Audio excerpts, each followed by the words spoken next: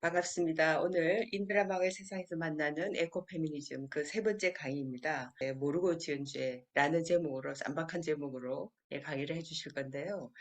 지금 우리 오늘 그 강의를 해주실 최재인 선생님은 가부장제와 자본주의라는 책을 번역을 하시고요. 오랫동안 페미니즘 뭐 여성화 관련해서 강의를 많이 해오셨고, 그리고 이제 지금은 저자이자 미국사 연구자로 다시 자리매김하시면서 강의를 하고 계십니다. 안녕하세요. 저는 오늘 강의를 맡은 최재인이라고 합니다. 오늘은 지금 우리가 살고 있는 자본주의 체제가 어떻게 형성되었고 또 작동하고 있는지에 대해서 공부를 해보려고 합니다. 오늘 제가 이야기하는 큰 틀은 마리아 미스의 가부장제와 자본주의라고 하는 책에서 빌려왔다고 한 점을 제가 미리 밝혀놓겠습니다. 먼저 여러분들에게 이제 질문을 하나 드리겠습니다. 밥을 짓는 것은 노동입니까? 노동이 아닙니까? 그리고 생산입니까? 아니면 소비입니까? 경제활동입니까? 경제활동이 아닙니까? 저는 이제 어쨌든 식당에서 팔기 위해서 하든 가족을 위해서 하든 내가 배가 고파서 하든 그것은 모두 일이고 노동이다. 이렇게 이야기를 합니다. 근데 나라에서 하는 공식 노동 시간에는 가족이나 자신을 위해서 하는 밥 짓기가 포함되지가 않지요. 경제라고 하는 개념, 생산 혹은 노동이라고 하는 개념이 이렇게 좁아진 것은 18, 19세기를 거치면서라고 할 수가 있습니다. 서양에서 경제라고 하는 말의 어원을 보면은 가정 살림이라는 말에서 유래를 했습니다. 그렇다면 왜 19세기에 경제라고 하는 말의 의미가 19세기를 거치면서 대강 19세기를 거치면서 이렇게 달라졌을까요? 가정이라고 하는 말의 의미가 달라졌기 때문입니다. 가정은 그 이전에 19세기 이전의 가정은 생산이자 소비의 단위였습니다. 현재의 가정은 주로 소비 단위죠. 그러면 왜 19세기에 가정은 이렇게 이제 가정의 의미가 대략 19세기를 거치면서 대략 19세기를 거치면서 이렇게 달라졌을까요? 19세기 도대체 무슨 일이 일어났을까요? 산업혁명이 일어나면서 어떤 그 변화가 있었냐면은 인구의 다수가 농민에서 임금 생활자로 이제 서서히 바뀌게 됩니다. 그러면서 다수의 이제 그 생활이 자급적이기보다는 시장에 크게 의존하는 생활 방식으로 변화를 하게 되죠. 그러면서 돈이 인간의 삶에서 차지하는 그 비중이 굉장히 커집니다. 이렇게 변화한 배경에는 18세기 말에 영국에서 그리고 이제 19세기 유럽 대륙과 미국에서 진행된 산업혁명이 자리를 하고 있습니다. 그러니까 공장제 생산 체제를 통해서 대량 생산, 대량 유통, 대중소비 체제가 확립되었기 때문에 근대 자본주의 체제가 본격적으로 등장을 했다고 말을 할 수가 있습니다. 자본주의를 연구하는 경제사학자들은 거의 대부분 자본주의의 시작을 에스파냐와 포르투갈이 대항해 시대를 열어나갔던 시기, 이제 뭐 특히 콜럼버스의 아메리카의 발견으로 대표되는 그런 시대부터 이야기를 시작을 합니다. 이 시기에 있었던 가장 큰 사건은 아프리카 연안에 있는 이 아프리카 연안에 있는 쌍뚜메 섬에서 포르투갈인들이 아프리카인들을 포로로 잡아다가 쌍뚜메 섬을 비롯한 여러 섬에서 노예로 부리면서 설탕의 대량 생산을 시작한 사건입니다. 사탕수수는 수천 년 전에 인도에서 재배가 되기 시작을 했고 이를 가지고 만든 설탕이 중동 사람을 통해서 중세 유럽에 보급이 되기도 했는데 당시 설탕은 궁정에 사는 사람 혹은 궁정에 드나드는 사람만 맛볼 수 있는 사치품이었고 대중은 접근할 수 없었죠. 그러나 유럽인들이 이제 그 아프리카인을 잡아오면서 대량 생산이 시작이 됩니다. 이 사업이 크게 호황을 누리면서 설탕 플랜테이션, 즉 사탕수수 재배 농장과 그리고 사탕수수를 압축해서 가열을 해가지고 설탕과 뭐 럼주를 이제 만드는 제단소가 처음에는 쌍투메 섬에서 시작을 해서 나중에는 뭐 자메이카나 생도맹그 섬 같은 섬이 있는 카리브해 연안으로 그리고 그 다음에는 남아메리카 대륙까지 전파가 됩니다. 이렇게 1500년대 이래 수백 년 동안 설탕 플랜테이션은 큰 호황을 누리면서 이제 확산이 됩니다. 이게 바로 사실은 포르투갈과 에스파냐가 대항해 시대를 시작하면서 1600년대부터 시작해서 사실은 한 300년 동안 이루어진 변화인데 이러한 설탕의 대량 소비, 대중 소비가 어떠한 변화를 가져왔을까요? 교역이 시장이 활발하게 일어났겠죠. 유럽인들 사이에서 많은 사람이 설탕을 먹게 됩니다. 그러니까 그전에는 사실은 그 시장 갈 일이 별로 없어요. 근데 설탕은 자꾸 생각이 나요. 그래서 시장을 가야 되는데 시장을 가려면 뭐가 필요해요? 돈이 필요하죠. 그러니까 사람들이 돈을 벌기 위한 활동에 나서지 않을 수 없게 됩니다. 그러면서 일상에서 시장에 의존하는 정도가 굉장히 커졌다고 할 수가 있죠. 그리고 사실 그거보다 더 큰 그 결과는 뭐냐면 아프리카에서 노예 사냥이 크게 증대가 됩니다. 그러니까 약 1500년대부터 시작을 해서 영국이 노예 무역 금지령을 내렸던 1807년까지 300여 년 동안. 그런데 사실은 노예 무역 금지 이후에도 노예제는 계속 유지가 됐거든요. 이게 브라질에서 1888년까지 유지가 됩니다. 미국에서는 1865년까지 유지가 되고요. 그러니까 노예제가 계속 유지가 되니까 노예 밀매업은 계속돼요. 밀무역이죠. 영국이 금지를 하니까 그전에는 무역이었는데 이제 1807년 이후에는 밀무역이 계속해서 최소한 1850년대까지 아프리카인들은 계속 잡혀갑니다. 그래서 한 350년 동안 수많은 아프리카인이 노예로 잡혀서 대서양을 건너가게 됩니다. 지금의 역사가들은 노예 선에 올라탔던 아프리카인들이 약 1,100만 명이라고 추산을 해요. 300년 동안 이루어진 결과니까 이게 이제 후손을 낳은 거라고 생각하면은 수억의, 수십억의 인구가 노예로, 아프리카인 후예들이 노예로 사용됐다고 우리가 이야기를 할 수가 있죠. 자, 이제 유럽 그 대중이 그전에는 보지도 못했던 설탕의 맛을 보고 또 수백 년에 걸쳐서 어, 단맛에 계속 익숙해지고 뭐 거의 중독되다시피 하는 그러한 이면에는 노예가 된 수많은 아프리카인과 그 후손들에 대한 폭력과 그리고 그들의 중노동이 자리를 하고 있었습니다. 담배, 커피, 차, 면화 같은 것이 노예 노동력을 이용한 플랜테이션을 통해서 대량으로 생산이 돼서 전 세계인의 생활을 크게 바꾸어 놓았죠. 옛날에도 뭐 비단길처럼 나라와 나라 사이에 대륙과 대륙 사이의 교역은 있었지만 이전의 무역품은 주로 1%도 안 되는 귀족들을 위한 사치품이었는데 비해서 이 플랜테이션 시대부터는 무역을 통해서 들어온 외제품이 대중 소비재가 되고 그리고 세계적 차원의 시장을 만들고 큰 돈벌이가 됩니다. 담배, 커피, 설탕, 코코아와 같은 주로 어떤 제품들입니까? 중독성이 있는 제품들, 중독성이 강한 기호품들이 그 세계 시장을 만들어간 제품이라고 할 수가 있습니다.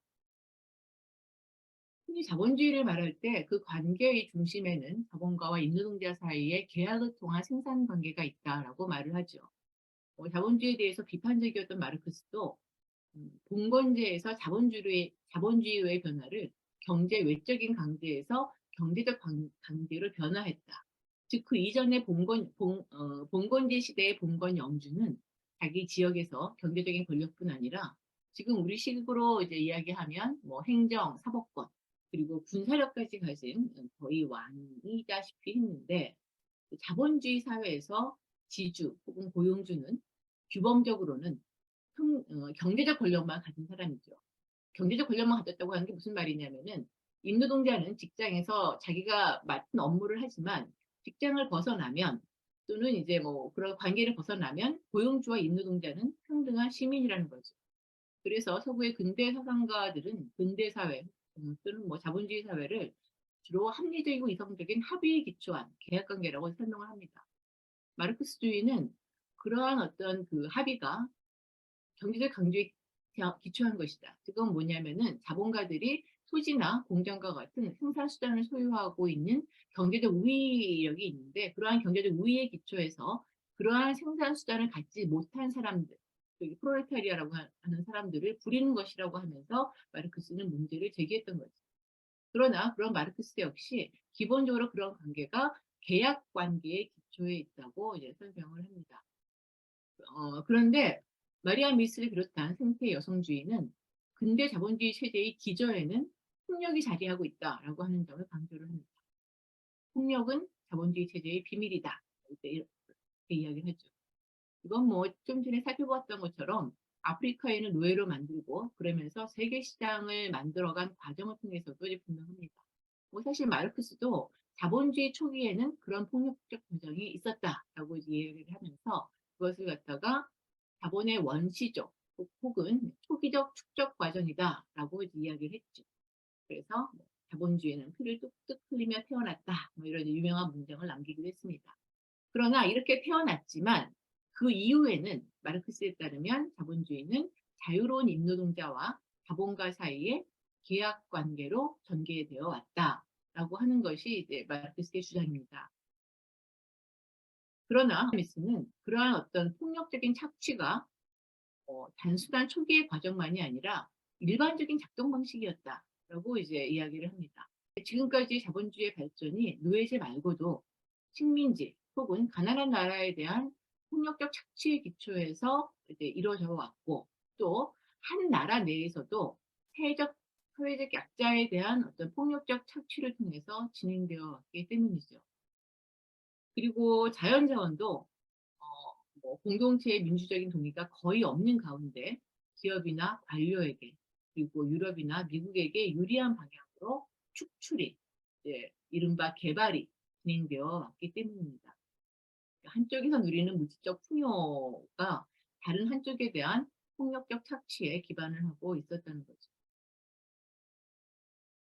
사실 공식 식민지 시대가 마무리된 지는 얼마 되지 않습니다.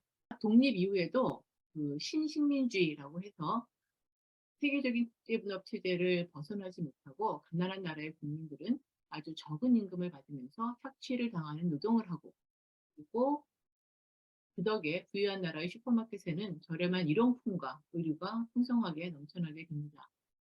아프리카인을 노예로 만들어서 이제 마치 뭐 동물처럼 혹은 자연처럼 착취했던 것과 비슷한 시기에 그러니까 1440년대 말부터 1775년 무렵까지 유럽에서는 여성에 대한 대대적인 폭력 사건들이 있었습니다.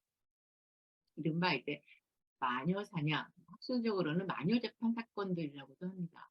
역사에서는 이제 재판 기록으로만 남은 것을 이제 보기 때문에 그런 건데 아무튼 이렇게 남아있는 기록으로만 봐도 이 시기 유럽과 아메리카에서 약 10만 명 정도가 마녀로 기소돼서 재판을 받았고 그중에 5만 명이 사형을 당했다고 이제 했는데 상당히 보수적으로 짓게 된 것이기도 합니다. 숫자에 따라서는 이제 수백만 명으로 추산을 하기도 하죠.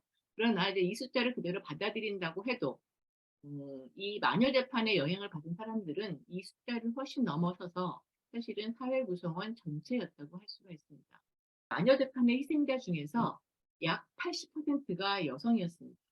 그러니까 대부분의 나라에서 여성의 비중이 남성보다 훨씬 높았죠. 그러나 러시아는 예외적으로 여성 비율이 한 35% 정도로 음, 그러니까 남성이 더 많았습니다. 그런데 이제 이것에 대해서 러시아의 사학자들은 이를 오히려 러시아에서 여성의 지위가 낮았던 것의 결과로 봅니다. 러시아에서는 여성이 마녀로 기소될 정도로 목소리를 높이거나 또는 공동체의 눈에 거슬릴 정도로 밖으로 돌아다니는 여성들이 많지 않았다는 거죠. 여기 35%라고 하는 좀 다른 어떤 지역과는 다른 숫자 뒤에는 이런 또 반전이 숨어 있습니다. 당시 마녀 수사관들이 남긴 발언 중에는 이런 말이 있습니다. 여성성 자체가 마성을 띠며 모든 여성이 마녀가 될 수 있다. 당시 마녀 재판을 책임졌던 이들이 어떤 여성관을 갖고 있었는지를 이제 보여주는 발언이죠. 그리고 마녀로 기소된 사람들 중에는 산파가 특히 많았습니다. 산파는 의료인 역할을 했던 전문가였고 또 출산이 있을 때 동네 여성들을 모아서 일을 분담을 하게 해서 산모와 영아를 돌보게 했던 그런 이제 지역 여성 공동체의 지도자였던 경우가 많았습니다. 이러한 영향력 있는 여성들이 마녀로 많이 구속되었다라고 하는 것은 마녀 사냥이 여성 공동체를 약화시키려는 분명한 방향성을 가지고 있었다라고 하는 점을 이제 보여주는 거죠. 왜 이 시기에 이런 일들이 발생을 했을까요? 몇 가지 설명을 좀 제가 소개를 해보겠습니다. 첫째는 마녀 재판을 시기적 차원에서 시작된 자본주의 발전과 연관해서 설명을 하는 겁니다. 각자 먹고 사는데 온 힘을 쏟아야 하는 그런 시대가 왔는데 그런 상황에서 도와주지 못하는 사람들이 자꾸 눈에 띄는데 이게 처음에는 이제 미안함으로 다가오고 죄책감으로 다가오는데 그것이 반복되다 보면 역으로 상대방을 죄인으로 보는 경향이 이제 생기는 거죠. 그리고 가부장제를 강화하는 과정에서 여성을 약화시킬 필요성이 생겼다라고 하는 이제 설명도 있습니다. 인구가 곧 힘이다라고 하는 생각, 국가가 인구를 관리해야 한다라고 하는 생각이 등장하던 시대였어요. 출산에 대한 통제력을 그러니까 정부의 입장에서 통제력을 가져가려고 하는 네, 그러한 어떤 시도였고, 그래서 그들이 보기에 불온해 보이는 여성을 통제하려고 하는 시도였다라고 설명을 할 수가 있습니다. 그 세 번째는 법의 전문직화와 연관해서 설명하는 방식도 있습니다. 법학과에서 이제 그 많은 법률가가 배출되기 시작을 하면서 마녀 재판은 이들에게 많은 일자리와 그리고 큰 돈을 제공을 했습니다. 구속되고 재판을 받으면서 피의자와 그 가족들은 어떻게 했겠습니까? 법률가에게 갖고 있던 재산의 상당 부분을 갖다 주게 되죠. 마녀 재판은 인간의 피에서 금을 만들어낸 새로운 연금술이었다라고 하는 말을 하기도 합니다. 예, 그리고 이제 마녀 재판을 과학혁명과 연결시켜서 설명을 하기도 합니다. 그 근대 과학 철학의 아버지로 알려진 프랜시스 베이컨은 마녀 재판에서 고문을 했던 인물이기도 했습니다. 아니 그렇다면 그동안은 여성을 다룰 때 마치 이제 그러니까 마치 이게 사람이 아니라 사물처럼 나무나 흙이나 동물처럼 다뤘다는 거죠. 그러니까 아무튼 그 마녀 피의자들을 고문하는 과정에서 이른바 과학적, 기계적인 장치가 사용이 되었고 그 고문을 했던 놈들은 마치 자연을 대상으로 과학 실험을 하는 태도로 고문에 임했다는 겁니다. 프랜시스 베이컨과 같은 고위직 엘리트들은 자연과 여성을 같은 범주로 묶어서 이제 보면서 과학적 기술의 통제 아래 두어야 한다라고 하는 분명한 의식을 갖고 있었습니다. 다음으로는 이제 그 교회와 국가 권력이 정통성을 확보하는 수단으로 마녀 재판이 진행되었다라고 하는 설명입니다. 당시에 교회 권력은 이제 개신교가 등장하고 있었고 뭐 여러 가지 이유로 흔들리고 있었고 또 정치 권력도 봉건 영주에서 왕으로 무게중심이 옮겨가는 혼란기였습니다. 그래서 두 권력 모두 정통성을 강하게 주장해야 할 필요가 있었던 거죠. 그래서 이제 그 방법으로 마녀 재판이 사용됐던 겁니다. 예. 그러니까 마녀가 모든 죄의 근원이니까 그렇게 되면 자동적으로 마녀 재판을 하는 권력은 어떻게 됩니까? 전능한 해결사가 되는 거죠. 그러면서 이제 그런 것을 노골적으로 표현한 글이라고 할 수가 있습니다. 예, 이런 어떤 끔찍한 고문과 화려한 언변이 펼쳐졌던 이런 재판 과정을 거치면서 마녀 재판은 처형당한 사람들만의 문제가 아니라 여성 일반을 장기적인 마녀로 내몰고 그리고 위험하니까 계속해서 관리하고 규제해야 하고 또 사람보다는 자연에 가까운 열등한 존재다라고 격화를 시켰습니다. 이러한 시대를 거치면서 지배 엘리트들은 여성의 몸을 탐구의 대상으로 보았고 또 필요한 결과를 얻어내는 수단으로 여기게 되었습니다. 그러니까 취약하고 만만한 존재로 낙인을 찍은 거죠. 그러면 이 역사가 자본주의와는 어떻게 연관이 되었을까요? 자본주의 체제는 노동시장을 크게 양분을 하죠. 그러니까 높은 임금의 안정적인 일자리와 그리고 저임금의 불안한 일자리. 여성은 주로 어디에 속하게 됩니까? 주로 후자에 속하게 되고 마녀 사냥의 역사가 여기에 영향을 미쳤다고 할 수가 있습니다. 영국에서 1780년대에 대규모 공장 단지가 들어서기 시작하고 탄광이 개발되었을 때 그곳에서 일했던 노동자의 70% 이상이 여성과 그리고 아동이었습니다. 시계 공장은 가장 취약했던 돈이 절박했던 사람들이 부모 때문에 혹은 상황에 쫓겨서 가야만 했던 곳이죠. 자국에서의 가난한 사람들도 그리고 그 가난한 사람들 중에서도 여성이나 아동과 같이 자기 목소리를 내기가 힘들었던 그런 취약계층들에게도 열등하다라고 하는 낙인을 찍어서 이게 이제 백인 남성들에게는 제시될 수 없는 조건을 가혹하게 착취를 했던 거죠. 19세기에 가난한 여성이 이렇게 이제 착취를 당하는 동안 지배층에서는 새로운 이제 여성상이 제시가 됩니다. 19세기 중후반은 특히 여성에 대한 규제를 통해서 젠더의 차이를 분명히 했던 그런 시대였습니다. 그런데 그 규제가 지배층에서는 묘한 방식으로 좀 진행이 됩니다. 이거는 이제 종교적 독실함, 순결, 복종, 가정에 대한 헌신성 그런 것을 갖춘 여성이 진정한 여성이다라고 하면서 이러한 여성성을 숭배하는 이제 문화가 크게 확산이 됩니다.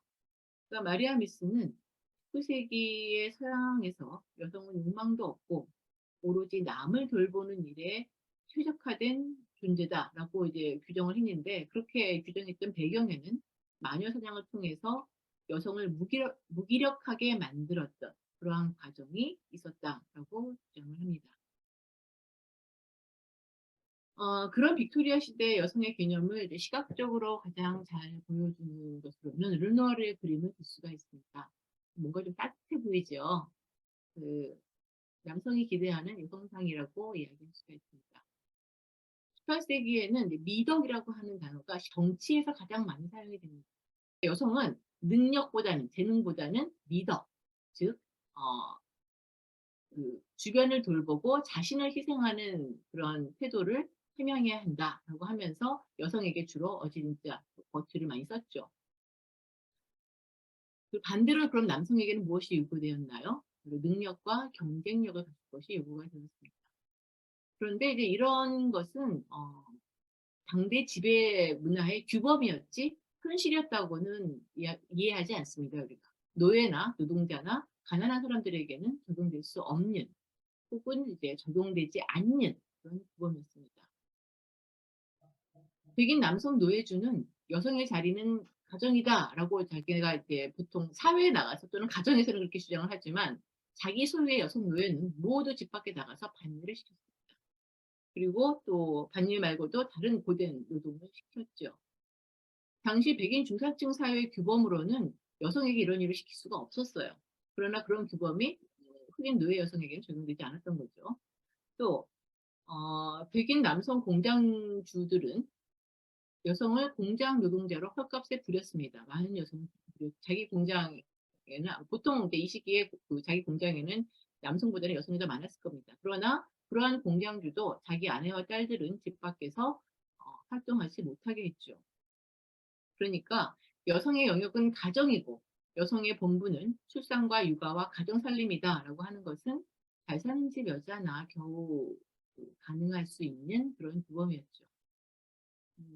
그런데 문제는 이 규범이 모든 여성에게 적용되는 보편적인 것이냐 강조가 되었다는 겁니다. 그렇다 보니까 뭐 들일을 하고 공장 일을 하는 여성은 어떤 사람이 됩니까? 이상한 사람, 극빈자, 불쌍한 사람 뭐 그런 딱지가 붙게 됩니다. 그러면 이 사람들은 위축되고 나는 일하는 사람이다라고 하는 어떤 정체성을 당당하게 갖지 못하게 되죠. 그리고 이러한 이데올로기는 임노동을 하는 그 여성을 비정상적인 존재로 만들고 그리고 가능한 한 그래서 이 사람들이 나서지 않게 돼요. 그러면 또 보이지 않는 존재로 만들고 그러면서 일반 사회 활동을 하는 남성 시민에게는 도저히 시킬 수 없는 가혹한 착취를 가능하게 만들었습니다. 그리고 또 이제 이런 규범은 어, 주 대상이었던 중산층 여성에게는 활동의 영역을 가정으로만 제한하는 그러한 기능이 있죠. 아마 그래서 서구에서 그렇게 이제 여성 참정권이 그렇게 늦게 주어졌다라고 볼 수도 있습니다. 사실 가사노동은 모든 일상 가사를 통해서 매일의 노동력, 그리고 출산과 육아를 통해서 다음 세대의 노동력을 재생산하는 중요한 어떤 활동이지만 자본주의 사회에서 그리고 마르크스 경제학에서도 노동으로서 그 가치와 존재를 인정받지 못하죠. 그런데 이렇게 가사노동의 가치를 인정하지 않는 것은 노동시장으로 진출한 임노동자 여성에 대한 태도로도 이어집니다. 여성은 자연자원처럼 즉 공기나 물처럼 공짜로 혹은 아주 싼 가격에 이용할 수 있다라고 하는 통념이 확산되어 있는 조건에서 여성은 노동시장에서 남성보다 훨씬 불리하게 됩니다. 그리고 그러한 통념의 배후에는 어, 네, 그렇게 해서 만들어진 언제든 해고시킬 수 있는 저임금 노동력으로 이제 여성을 만들어서 이익을 보았던 자본가와 기업가의 그런 어떤 그 위상이 자리하고 있다고 할 수가 있죠. 그런데 이렇게 이제 그 노동자에게 고용의 안정성을 보장하지 않으면서 아주 낮은 임금으로 이용하는 경향이 21세기에는 여성뿐 아니라 다수의 노동자에게로 확산이 되고 있습니다. 요즘의 신조어 중에 프레카리아트라고 하는 용어가 있습니다. 영어의 불안함을 뜻하는 프리카리어스와 그리고 프롤레타리아트를 합쳐서 만든 신조어죠. 이른바 그 노동 유연화로 고용 안정성이 떨어지면서 노동법의 보호를 받지 못하게 된 노동력을 부르는 말입니다. 고용 불안이 커지면서 기존의 여성에게 붙였던 싼 가격에 이용하고 쉽게 해고할 수 있는 노동력이라고 하는 그러한 이미지가 21세기에 와서는 다수의 노동자에게 확산이 되고 있죠. 미스는 자본주의를 빙산에 비유를 합니다. 자본주의 체제에서 자본과 노동의 관계는 빙산에 보이는 일각에 불과하다라고 하는 거죠.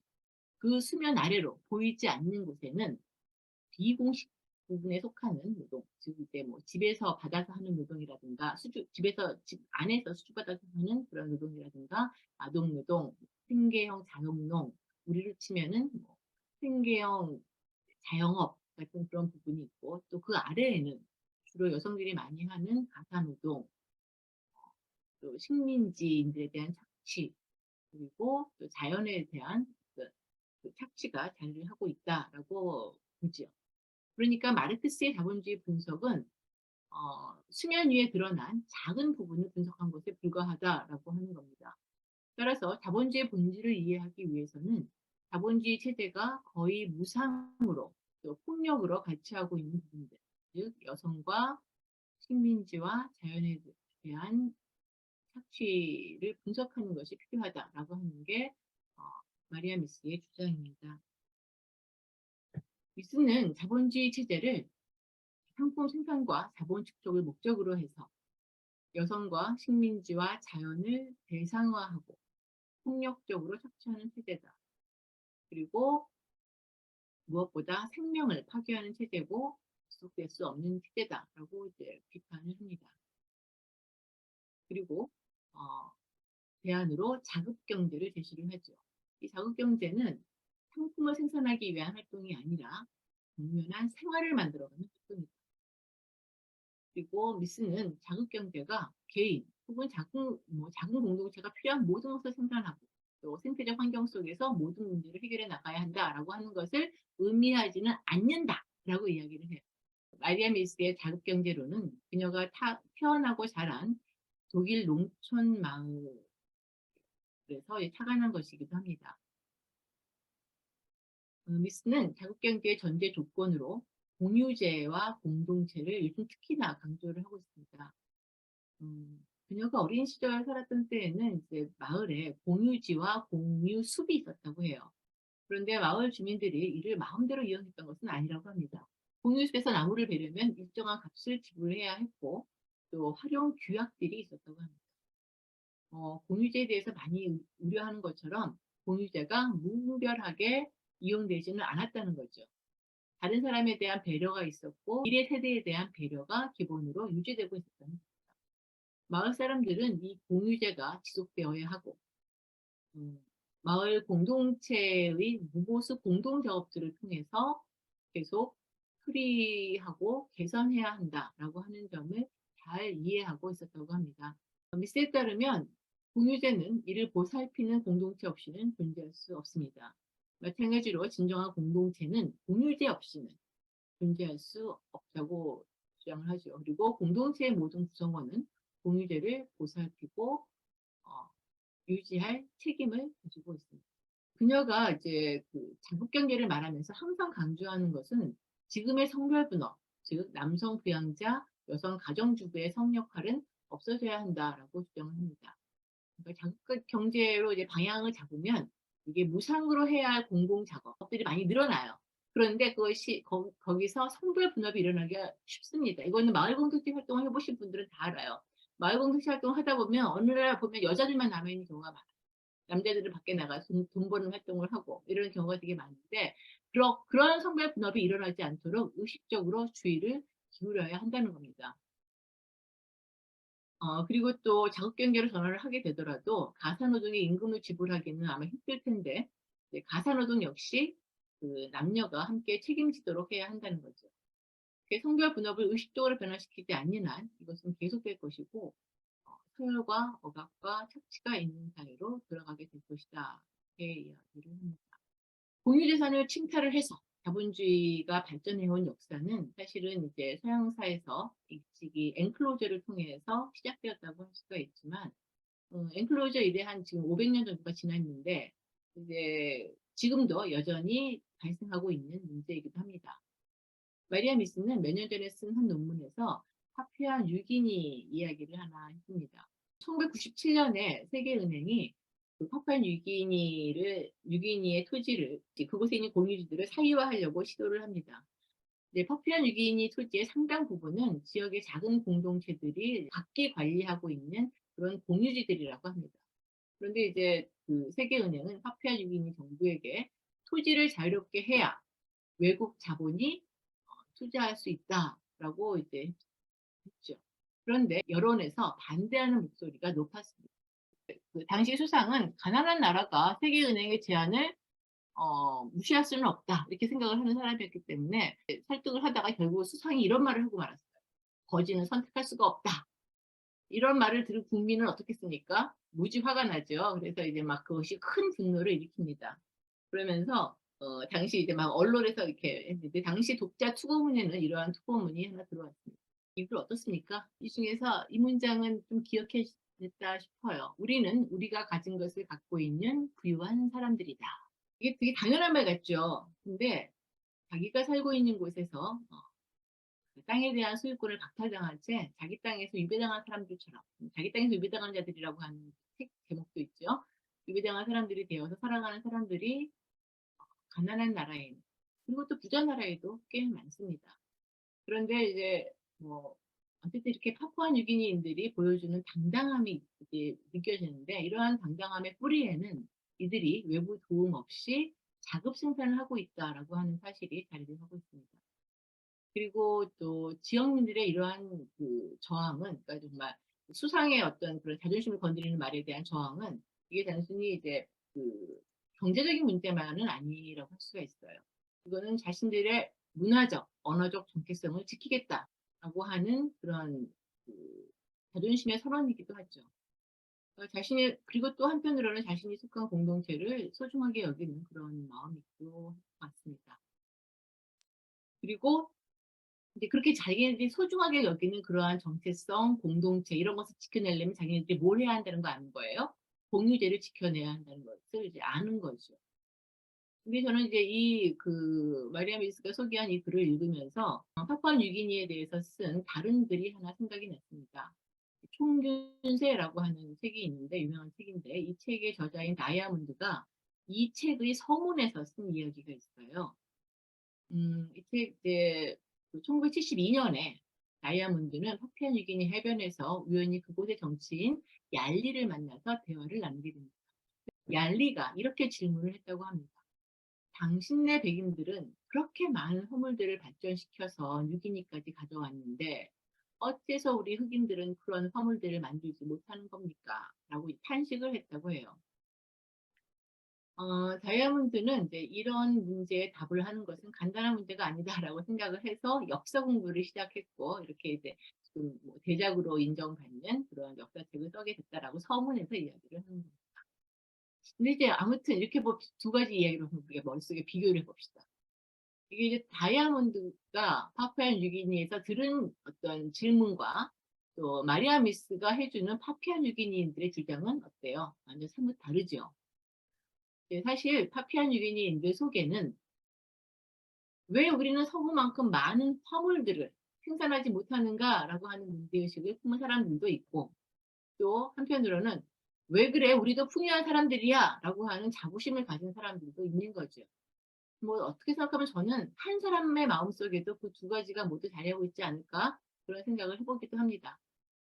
만약에 우리가 직접 파푸아 뉴기니에 가서 보면 우리는 어떤 생각을 하게 될까요? 사실 이제 파푸아 뉴기니는 1975년에야 완전히 독립을 했고, 그리고 인구의 90% 이상이 기독교인들이라고 합니다. 그러니까 오랫동안 서구의 지배와 영향을 받아온 지역인 거예요.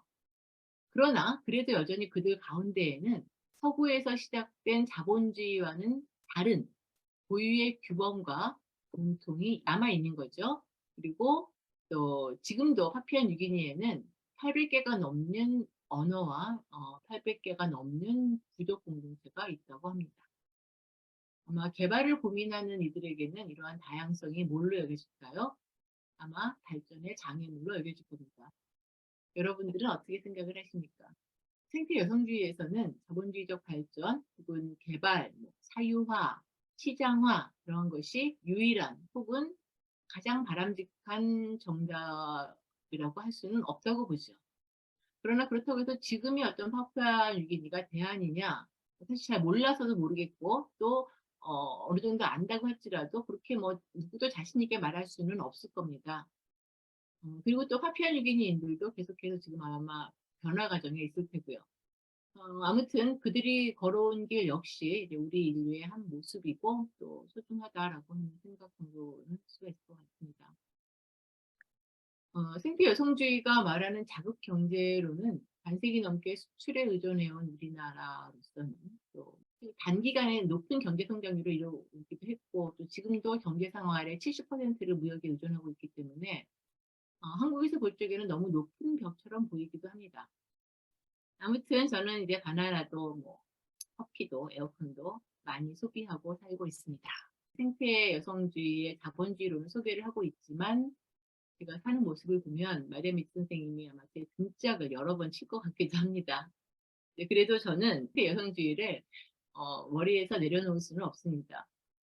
생태 여성주의를 통해서 우리는 삶이 어떻게 연결되어 있는지, 상호 연결되어 있는지, 그리고 또 내가 수행하고 있는 가사노동이나 또는 내가 하고 있는 파트타임 노동이 어떻게 자본 축적과 연결이 되는지 그런 것을 잘 이해할 수가 있고 또 값싸고 쉽게 누리고 있는 제가 누리고 있는 어떤 상품이나 서비스의 소비가 얼마나 폭력적인 자본주의적 착취의 결과인지도 우리가 확인을 할 수가 있죠. 그리고 지금도 약자에 대한 착취를 통해서 자본주의의 생산, 재생산 구조를 강화하려고 하는 시도는 지금도 계속되고 있습니다. 좀 추상적이긴 하지만 저에게 좀 더 좋은 노동으로 마음에 품고 있는 글이 하나 있어서 소개를 드리려고 합니다. 19세기 말에 영국의 사회주의자였던 윌리엄 모리스가 쓴 에코토피아 뉴스라고 하는 책에 나오는 글입니다. 이런 구절이 나옵니다. 미래 유토피아는 하고 싶은 만큼 일하고 필요한 만큼 갖다 쓰는 사회였어요. 그래서 이제 그러니까 이 사람이 좀 놀라는 거예요. 방문자가 아니 근데 일을 하는데 노동을 하는데 대가 없이 그냥 노동을 한다고요? 이렇게 질문을 해요. 노동의 대가가 없다고요? 그랬더니 그 미래인은 이렇게 대답을 합니다. 노동의 대가는 삶입니다. 그것으로 충분하지 않습니까? 예, 이건 이제 미래 유토피아인이 이야기하는 형식을 취하고 있는데, 그러니까 유토피아에서 노동은 어떤 겁니까? 자기가 하는 일에 최선을 다하고, 그리고 거기서 보람과 기쁨을 찾는 거죠. 노동의 대가는 삶이다라고 하는 말에 대해서 지금도 가끔 그 의미가 뭘까를 생각해 보곤 합니다. 여러분은 그것을 어떻게 이제 그 말에 대해서 어떻게 생각하실지 궁금하기도 합니다. 자, 이제 마무리를 좀 하겠습니다. 같은 세상도 누구의 마음으로 보느냐에 따라서 보이는 것이 달라질 수가 있습니다. 마리안 미스의 생태 여성주의는 식민지 가난한 여성의 눈으로 세상을 보는 이야기입니다. 이에 비해서 마르크스 같은 경우는 유럽 백인 남성 공장 노동자의 시각에서 보는 이야기라고 할 수가 있죠. 저는 어떤 상황이나 구조를 보고 그것을 설명할 때 그 구조나 상황에서 가장 크게 착취당하고 고생하는 사람들을 중심으로 문제를 보는 것이 가장 인간적이고 또 가장 바르게 세상을 보는 방식이라고 생각을 합니다. 그런데 그게 쉽지는 않습니다. 왜냐하면 우리가 매일 접하는 언론이나 학교 교육은 대부분 군림하는 이들, 기득권층의 이익과 입장이 반영되어 있기 때문이죠. 이게 돈을 중심으로 해서 일을 보면 돈 버는 일만 노동이 됩니다.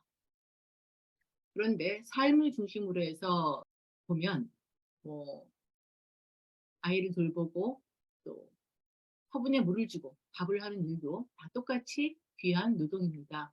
눈에 보이는 혹은 통장에 쌓이는 발전을 이루는 것보다 하루하루 생명을 이어나가는 삶 자체가 내 노동의 가장 기본적이고 가장 중요한 결과물이라고 할 수가 있죠. 들어주셔서 감사합니다.